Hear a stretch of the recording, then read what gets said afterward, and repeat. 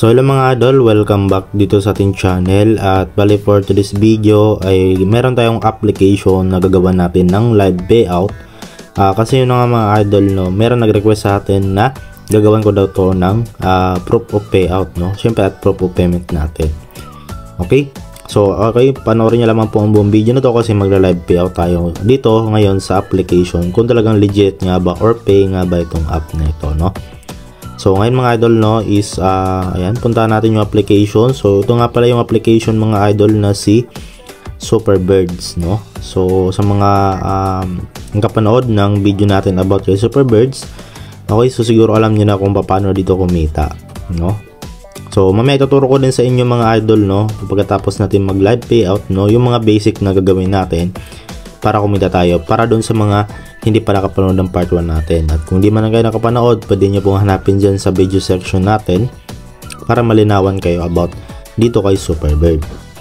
Okay, so dito mga idol, bale ayan, mag-direct na payout na tayo. So ngayon dito tayo magla-live payout mga idol sa coins, no. Meron kasi ditong dalawang balance, meron tayong ditong coins at meron tayong tinatawag na itong green money. So dito sa green money mga idol, medyo mahirap pa natin maabot. Dito yung minimum which is 2,000 pesos or 3,000 pesos, no. So dito na lang tayo sa itong coins, no. Itap lang natin yung coins and then dito po tayo magla-live payout, no. So meron tayo ditong 55,080 coins, no. At equivalent niya ay 10 ay yung withdrawable lang natin is anong tawag dito, 10 pesos, no, 10.80 pesos. So bale ito yung ano niya, yung conversion niya into peso. So 10.80, so hindi na masama mga idol, no. So dito sa withdrawal method, no, okay, meron tayo dito dalawang option, merong Lazada at GCash. So dito mga idol sa GCash, okay, ang kailangan po dito is 100 pesos. Ayan, so minimum amount to withdraw, okay, for GCash is 100 pesos. So yun nga mga idol, no, hindi tayo makapag-withdraw dito sa GCash kasi yung withdrawable lang natin dito na amount is 10 pesos lang, no. So kailangan ng 100 para makapag-withdraw sa GCash. So syempre balik tayo dito sa Lazada. Ayan, so okay natin, bali dito maliit lang naman yung minimum dito sa Lazada which is 1 peso lang, no. So syempre okay, so since withdrawal proof lang naman to, no. Okay, dito tayo sa Lazada, no. Ayan, so dito mga idol, no, bale kapag na-select nyo na po yung Lazada, then i-click mo lang itong withdrawal. Ayan, then ilagay lang po natin dito yung ating Lazada account. So ito yung example mga idol, okay, number po natin na ginamit natin doon sa pag register kay Lazada, no, yung account natin. So dapat nagsimula siya 9, okay? So bali ilagay ko lang dito mga idol yung Lazada account ko and then balikan ko na lang kayo once na mapindot na natin tong send, okay? So bali ito na nga mga idol, no, sabi dito, okay,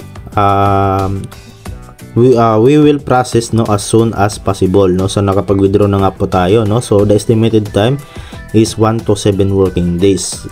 So bala dito mga idol, hindi po yan aabot ng 1 to 7 working days. Kumbaga instant lang po ito mga idol na darating po sa ating Lazada account, no. So ayan, bago tayo mag-check dun sa Lazada account natin kung pumasok nga ba, so i-claim muna natin tong 30 na rewards. So sayang to mga idol, sa green money to, so malaking tulong na to, okay, para madagdagan yung green money natin. So claim lang natin siya and then bali manood lang po tayo ng ads. At make sure na tapusin lang po ninyo, okay? Or tapusin lang natin. So ayan, next na natin yung ads. And then ayun, naka-claim na tayo ng 30 na green money, okay? 30 pesos yan mga idol. So dumagdag nyo siya sa balance natin. So yun mga idol, no, bale nakita nyo ay nabawasan na nga po yung ating coins at yung balance natin dito sa withdrawable. So ibig sabihin, okay, nakapag-process na tayo ng withdrawal. So punta tayo dito sa ating withdrawal history. Ayan, okay, punta tayo dito sa withdrawal history and then nakita nyo mga idol, no, is balance withdrawal is pending pa po siya. So 10.80 pesos yan, no. So try natin siyang i-refresh mga idol, no. Try natin i-refresh. Yan, tingnan natin. So yung pending pa siya, no. So siguro may delay, no, kasi dito mga idol minsan kapag Lazada ay automatic instant, no, yung withdrawal. Okay, kumbaga darating po siya kaagad. So okay, check muna natin dun sa ating Lazada wallet if wala pa nga ba. So as of now mga idol, hindi pa dumating, no, yung ating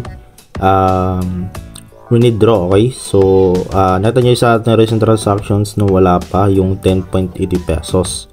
So bale, ang gagawin ko na lang po mga idol, no, i-post ko lang muna tong video and then balikan ko na lang po kayo once na ma-receive na nga po natin. Okay, so yun mga idol, no, bale na-receive na nga po natin yung withdraw na nga po natin dun kay Superbirds. So umabot siya mga idol ng 1 day kasi yun nga nag-withdraw tayo ng February 19, 10 AM din yun, at na-receive natin siya February 20, 10 AM din, no. So okay, sabihin na natin 1 day siya, 1 day natin siya na-receive, no.